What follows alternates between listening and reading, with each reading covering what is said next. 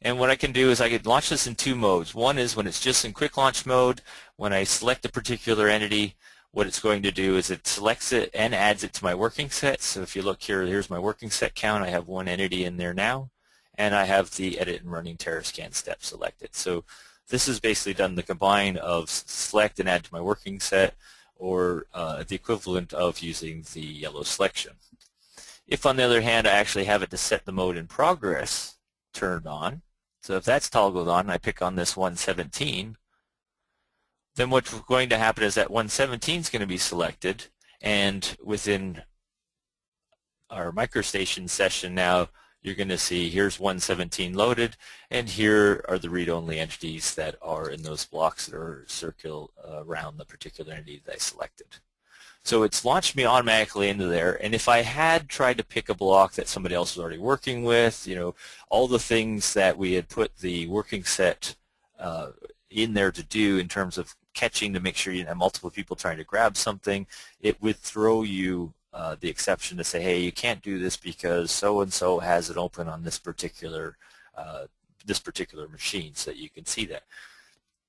So having launched into edit mode, this particular block has now come up. It means I'm looking at a single block in edit mode. It is in edit mode, so you can see it's loaded in here as 117.les. If I look in my GeoQ, I've got my GeoQ step, and my 117 here is running the edit and running TerraScan step. It's in progress by me, and I'm recording my information. So what it's doing is I'm in there editing just that one particular block, and to kind of go inside with that, we've got two dialogues that are in there to give us some settings. So we had the dialog that originally gave us what we launched in with, so we can see our options that we're using there, and then we have the one that says, okay, what are we doing with these particular entities? So I've got a single block right now, and I'm saying I'm going to manually remove these entities as I move along. So I'm still in quick launch mode, and what I want to do, I clicked on the selection, so it took it off there. So I had to turn back on my quick launch. But what I want to do is add 124 in.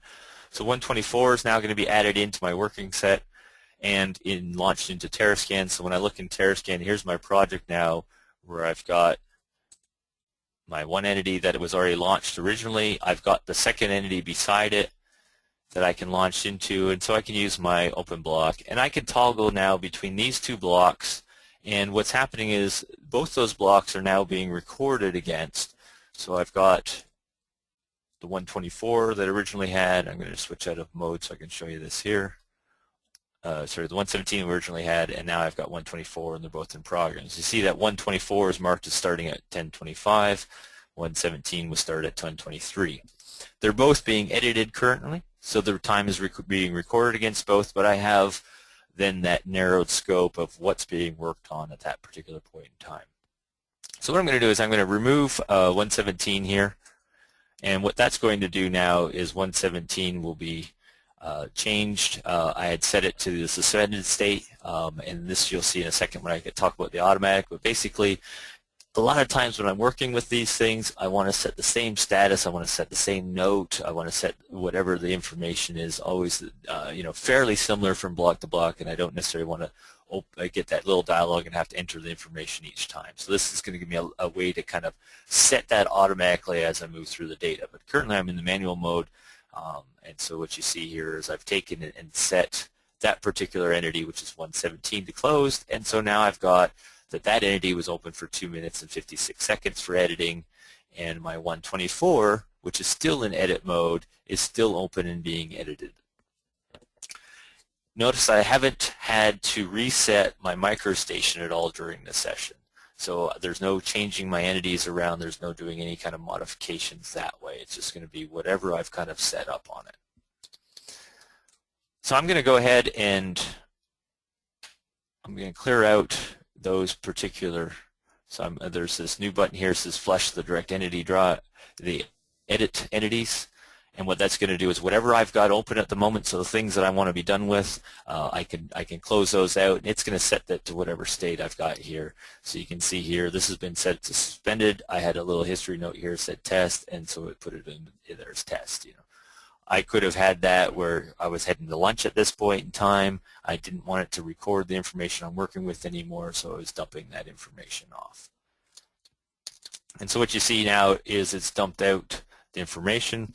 What it's gone back into is read-only mode. So it's launched my 126 into read-only mode because that was what's in the center of my map. So it just had something in there, but again, it's not recording any information. It's only a read-only mode at that. So what this gives me now is a quick way to launch into steps. And I can launch into those steps. It doesn't have to be necessarily this edit and TerraScan step. It can be any step that I can configure that quick launch for. But just wanted to show you and then rolled right into the editing mode on the TerraScan because it's kind of flowed right into there. Makes things a little bit quicker to work with.